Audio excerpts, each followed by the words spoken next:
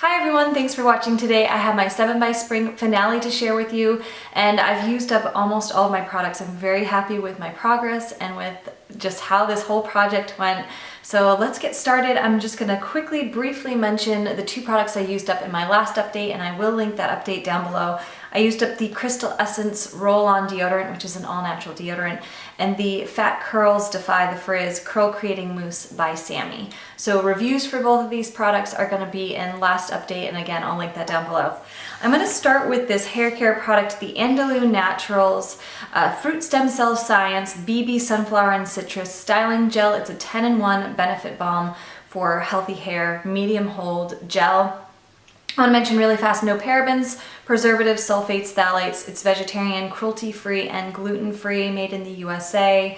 It's actually made in California. This is no longer available, the BB styling gel, but they have a new one. Andalou Naturals has a new product out, and it's the Citrus Shine Styling Gel. So it's renamed. It retails for around $9.95, 6.8 fluid ounces. It left my hair feeling soft, manageable. When I'd pair it with the Sammy, I'd get the crunchier curls, but I started using this all by itself after using up the Sammy, and I really enjoyed the look that I could create with my hair. I would just scrunch my hair up when it was wet, and I used probably twice the amount of what I used with the Sammy, so about maybe 2/4 size in my palm, and then scrunched my hair up and just created a nice loose curl, not crunchy feeling at all, but it did kind of tame the frizz down a bit because I do have wavy, frizzy hair. And yeah, I probably bought this around 3-4 years ago, so this product needed to be moved out of my collection. I can't believe I finished it. I was here for intro, first update, second update, and then I'm completely done with this product right now. And I did kind of bend it over and really try to get all the product out. I did not cut the top off and do that whole thing with it, but I really tapped it and tried to get every single last bit of that product out. The next hair care item I have, I also used up. It's the Bamboo Smooth Kendi Oil Dry Oil Mist from Alterna, and it's free of parabens, sulfates, phthalates, and synthetic color. It's also free of dyes. The bamboo and Kendi oil are fair trade compliant, and then it's also organic. So for those 2 ingredients, they really try to source ethically. So this little guy, I was really impressed. This is where I was intro, first update, second update, and I maybe have like a half a squirt or like 1 or 2 squirts left in this, but I'm considering it done.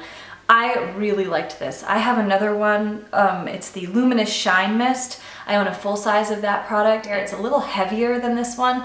This is light feeling, it leaves a nice shine for my hair, and I really appreciate it more than the Luminous Shine. If I had to pick one, I would definitely go with the Kendi Oil Dry Oil Mist. And this one retails 4.2 ounce for $25. The Luminous Shine Mist from the same brand retails for $24. So for $1 more, I definitely think it's worth it. It just feels lighter, it enhances shine and reduces frizz, and I really enjoyed this a lot. Now moving on to some makeup items for this project. This is the Jordana 12-Hour Made to Last Liquid Eyeliner Pencil, $2.99 wherever Jordana products are sold, but you can purchase this at like Walgreens for a sale. Sometimes they'll have buy one, get one half off, and I feel like $2.99 is a great price for this. This was in the shade Espresso Last, which is a deep brown shade. It's very soft, very smooth, really would glide on my eyes. I used it predominantly on my upper lash line, sometimes to fill in little sparse areas that I have in my brows. A couple of times I used it in my waterline and then also to tightline, and I just felt like by the end of the day my contacts were really bothering me, so I stopped doing that. I think something in this liner kind of bothered my eyes, but I feel like for my upper lash line it looked really pretty, but I did struggle to get a precise point. I'd have to sharpen this more often than some of my other eyeliners that I have, just because it was just so soft. But for $2.99, I think that's a really good price, and I plan to test out some of the other colors that they have and try them as like a base. So like just put it all over the lid and then blend it out with my finger and use it as an eyeshadow base. They have a pretty aqua color, like 2 blue shades, a jade shade and an aqua shade. So once I work through a couple of the other colored liners that I have in my collection, I'm considering purchasing the Jordana ones to replace those because they're such a good price. Here's a picture of my progress sheet for this liner. There's the intro, update 1, update 2, and finale. This product is completely finished. I'm not able to sharpen it anymore, and the top is getting a little scratchy when I use it. I actually put a piece of tape around the bottom so it wouldn't spin, and I could sharpen it one last time, but now it's completely used up.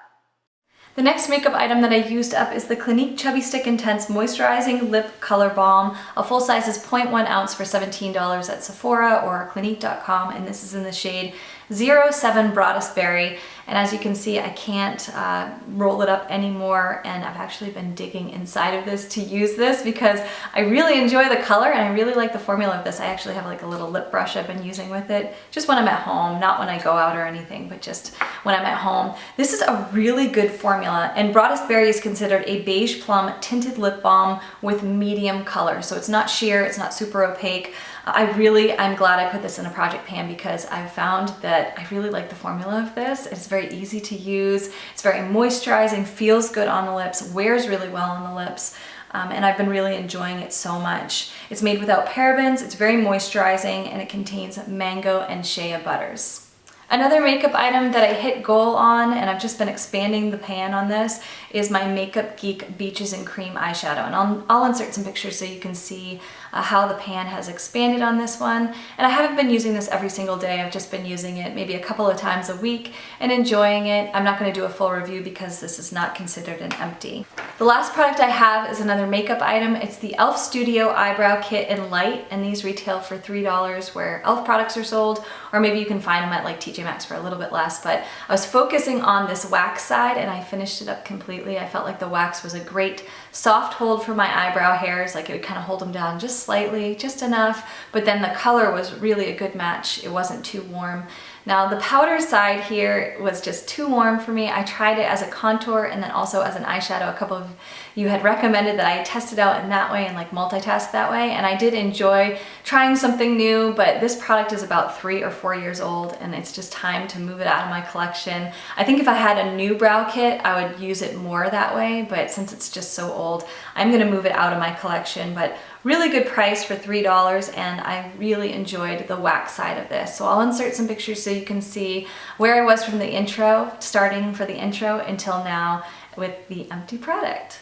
The last part of this video is not going to be a project pan. I wanted to mention really quickly about the Real Techniques Bold Metal Collection's angled liner brush. It's their 202 angled liner brush, and I received it for free from Octoly.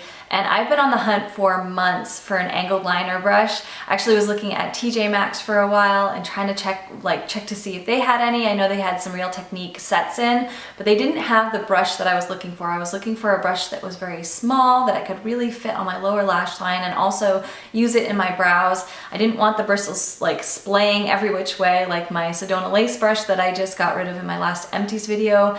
That was a double-ended eyebrow brush, and I just felt like that was a total mess. So I've been looking for something for a couple of months now. Didn't find it at TJ Maxx in their Real Technique set, but then when I saw this on Octoly, I was like, I definitely want to check it out. And they sent this product to me for free to test out, but these are 100% my own opinions. This is what I think of this brush, and there are good things and there are not so great things. I really enjoy that this is a very soft brush. I feel like around my delicate eye area, especially my lower lash line, I've had some like that Sedona lace brush that I was using for a while. I felt like it was just really, really stiff and just uncomfortable. I was using that predominantly in my brows. So now I wasn't using it all the time on my lower lash line. I did use it a few times and I felt like it just was very uncomfortable. This brush is very comfortable. I like that it has white bristles. I had an e.l.f. liner, angled liner brush in the past, and it was black, and I just felt like I could never really tell when it was clean. And I clean my brushes like once a week, but I just feel like with the white bristles I can tell a lot easier, like, oh gosh, I had blue on there last time, or whatever color I had, I know to really, really dust it off. So I like that, and I like how petite the head of this brush is. And the bristles aren't going every which way. The bristles are synthetic, they're very soft, they're very comfortable around the eye area, but also for a synthetic brush, I feel like it picks up product very easily. Now, it's not gonna be quite the same as like a real bristled brush or like real hair bristled brush that picks up product and kind of can almost kick up excess product. I didn't find that with this brush. I just feel like it picks up the right amount. I've used this brush for 2 weeks and I've washed it twice and I haven't seen any shedding of the bristles, so that's definitely a plus for me. My one complaint I think would be the packaging. On the handle here there are a couple little nicks, and I just worry about how it's gonna peel up, if it's gonna peel up at all, and I'm just gonna watch that and see how that works. But I feel like the brush is a good weight, it feels comfortable, it's easy to use, and the handle here is actually squared off, so it's kind of a unique handle. It's not a round handle, but I also feel like it fits in my hand and works really well. So that is my review for this Real Techniques Bold Metals Angled Liner. This is the 202. I wanna say thank you to Octoly and Real Techniques for giving me the opportunity to test that out and to try something new. I hope you enjoyed this review, and I hope you really enjoyed seeing my project pan and all the items that I've been working on and using up over the last couple of months. I hope you're having a wonderful day. If you're interested in joining me in a new project pan, I'm doing 6 by Summer, and I'll link that video down below. I hope you pick up some products and join me on that one. Thanks for watching, and I'll see you guys super soon. Bye.